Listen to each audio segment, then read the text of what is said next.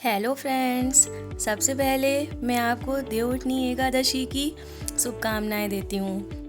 तो चलिए जान लेते हैं इसके बारे में। इस साल देवउठनी एकादशी 4 नवंबर दिन शुक्रवार को यानी कि आज है। इस दिन चतुर्मास का समापन होता है क्योंकि भगवान विष्णु 4 माह बाद योग निद्रा से बाहर आते हैं। इस दिन व्रत रखने और भगवान विष्णु की पूजा करने का विधान है। इस व्रत के पुण्य फल के प्रभाव से व्यक्ति को मृत्यु के बाद स्वर्ग लोक की प्राप्ति होती है और विष्णु कृपा से मनोकामनाएं पूर्ण होती हैं। इस दिन पूजा के समय देवउठनी एकादशी व्रत कथा अवश्य सुननी चाहिए। काशी के ज्योतिषाचार्य चक्रपाणि भट्ट से जानते हैं देवउठनी एकादशी व्रत कथा के बारे में। देवउठनी एकादशी व्रत कथा।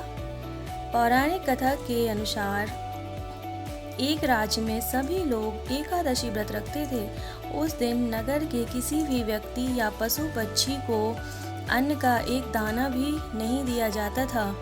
एक समय ऐसा हुआ कि दूसरी जगह का व्यक्ति राजा के दरबार में पहुंचा और नौकरी देने की प्रार्थना करने लगा। तब राजा ने कहा कि नौकरी तो ठीक है, लेकिन शर्त यह है कि माह में 2 दिन एकादशी व्रत के दिन अन्न नहीं मिलेगा। राजा ने नौकरी की यह शर्त बताई। उस व्यक्ति ने नौकरी के लिए राजा की शर्त मान ली। अगले माह एकादशी व्रत था। उस दिन उसे अन्न नहीं मिला। उसे फलाहार की सामग्री दी गई। वह राज दरबार में पहुंचा और राजा से कहने लगा कि फलाहार से उसका पेट नहीं भरेगा, उसे अन्न चाहिए। यदि अन्न नहीं खाएगा तो उसके प्राण निकल जाएंगे। वह राजा के सामने गिड़गिड़ाने लगा। राजा ने उस व्यक्ति को नौकरी की शर्त याद दिलाई, फिर भी वह राजा से अन्न की मांग करता रहा। उसकी स्थिति को देखकर राजा ने उसे अन्न देने का आदेश दे दिया। उसे आटा, चावल और दाल मिल गया।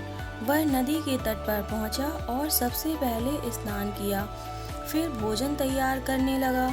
जब खाना बन गया तो उसने भगवान से प्रार्थना की कि भोजन तैयार है, आप भोजन ग्रहण करें।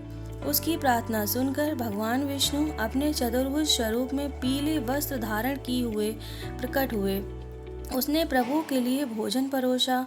भगवान विष्णु अपने उस भक्त के साथ भोजन करने लगे। भोजन के बाद भगवान अपने लोग वापस चले गए और वह व्यक्ति अपने काम पर चला गया। जब अगली एकादशी आई तो उसने राजा से कहा कि उसे 2 गुना अन्न दिया जाए। पहली एकादशी पर वह भूखा ही रहा क्योंकि उस दिन साथ में भगवान ने भी भोजन किया। उतने अन्न में दोनों लोग भोजन ठीक से नहीं कर पाते हैं। उसकी बात सुनकर राजा अचरज में पड़ गया।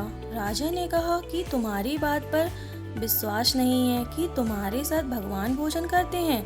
वह तो सभी एकादशी व्रत करता है और पूजा पाठ करता है, लेकिन आज तक भगवान ने उसे दर्शन नहीं दिए। इस पर नौकर ने राजा से कहा कि आपको विश्वास ना हो तो आप साथ में चलकर स्वयं ही देख लें। एकादशी के दिन राजा एक पेड़ के पीछे छिप गया।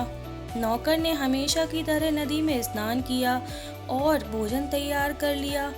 उसने कहा कि भगवान भोजन तैयार है, आप भोजन ग्रहण करें। इस बार भगवान नहीं आए। उसने कई बार पुकारा लेकिन भगवान नहीं आए। तब उसने कहा कि यदि आप नहीं आए तो वह इस नदी में कूदकर जान दे देगा। उसने फिर भगवान को पुकारा लेकिन भगवान नहीं आए तो वह नदी में कूदने के लिए आगे बढ़ा। तभी भगवान प्रकट हो गए और उसे रोक लिया। वे उसके साथ बैठकर भोजन किए। उसके बाद उसे अपने विमान में बैठा लिया और अपने साथ धाम लेकर चले गए।